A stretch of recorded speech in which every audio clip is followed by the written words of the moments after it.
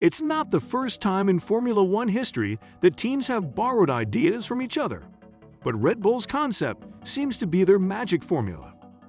With guys like Gunther Steiner and Toto Wolff talking about imitating their concept, we are intrigued to find out what this could mean for the sport short-term and long-term. So the question we need to ask is everyone copying Red Bull, or are the other teams in Formula One just taking a cue from the winning team's playbook? As always, don't forget to hit the like button and subscribe to our channel for more F1 content. Red Bull has already gotten 3 consecutive victories in 2023, leaving their rivals in the dust.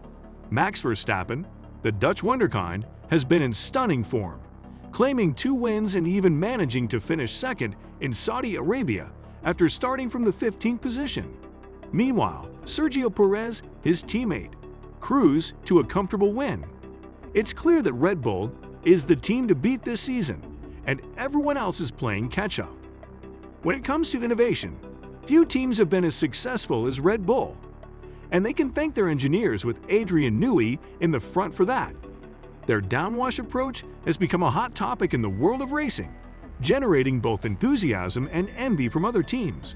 But what exactly is this thing, and how does it work? Well, just imagine a car speeding down the road, leaving some air in its wake. In traditional F1 systems, this wake would flow over the rear wing of the car, reducing downforce and acceleration.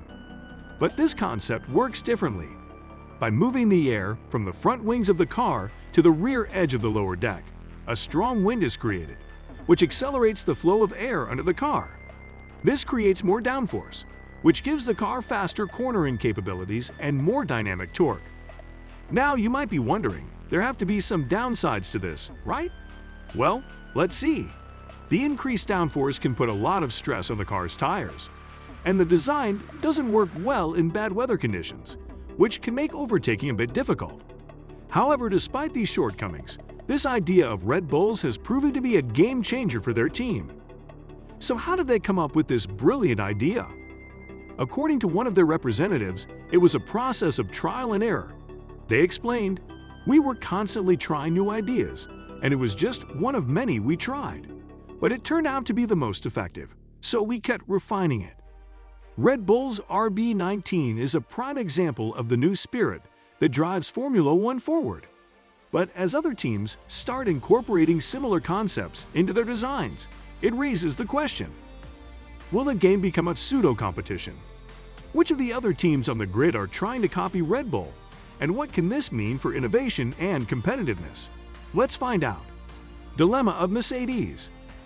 Well, Mercedes' dominance in Formula One has been unparalleled in recent years, with the team winning 8 consecutive Constructors' Championships.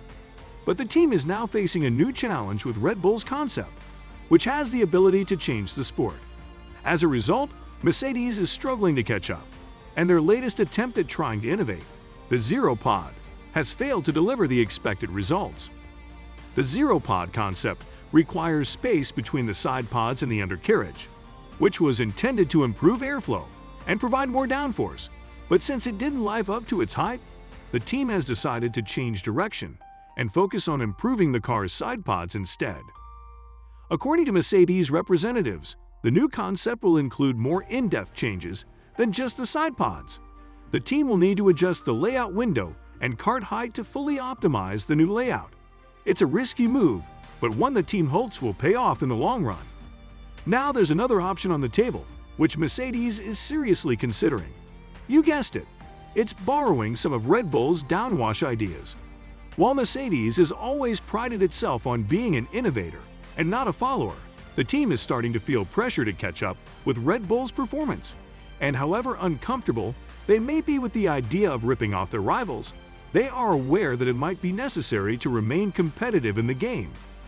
In a recent interview, Mercedes team boss Toto Wolff admitted that the team wants to emulate Red Bull's design concept. He said, "If you're not improving your car, you're going backwards. You have to accept that if someone comes up with an idea that works, you have to follow through." The prospect of Mercedes emulating Red Bull's design both excites and worries F1 fans at the same time. On one hand, it can make for a more exciting competition. but it can quickly turn the game into an imitation contest where everyone's doing the same thing. Haas and their plans.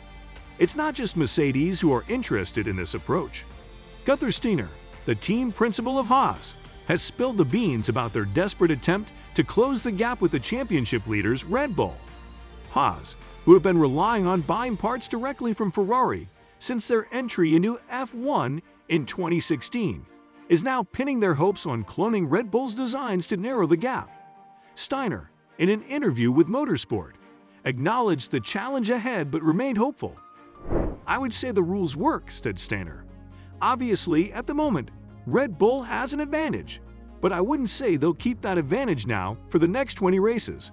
I'm not so sure about that because everybody will catch up, and hopefully we find out how Red Bull came to this advantage, and we can copy it or do something similar." But can Haas catch up to Red Bull? It won't be easy, as Red Bull has done a very good job of exploiting the regulations in their favor. However, Steiner is confident that Haas can replicate Red Bull's success, even if it means taking some risks. Everybody will be working hard, and then you never have to forget that Red Bull has the penalty they got last year, Steiner added. They can do less development in the wind tunnel this year, so they cannot move very far ahead anymore in theory. So you have to see. But they did a fantastic job, and therefore you cannot blame the regulations for that. Because if somebody does a better job than anybody else, they should get the advantage. The sport is the main thing we have to have, Steiner concluded. The show is secondary, but I think it will sort itself out. And then still we have got a good race going on in the front now with Chico and Max that doesn't seem to be without sparks, without show. There is some show element in that one now. But I'm not worried that other people will catch up. The after effects of copying. But what will happen if they all go down this road of mirroring each other's technology? Well, for starters, it's not that simple. A car is a complex system of components that all work together in harmony.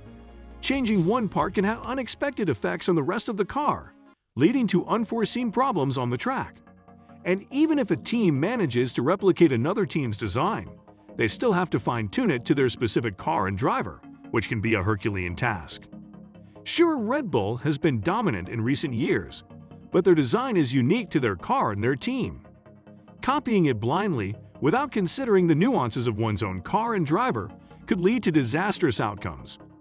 Moreover, copying can lead to homogenization in the sport. If every team is chasing the same design, then where's the excitement in that?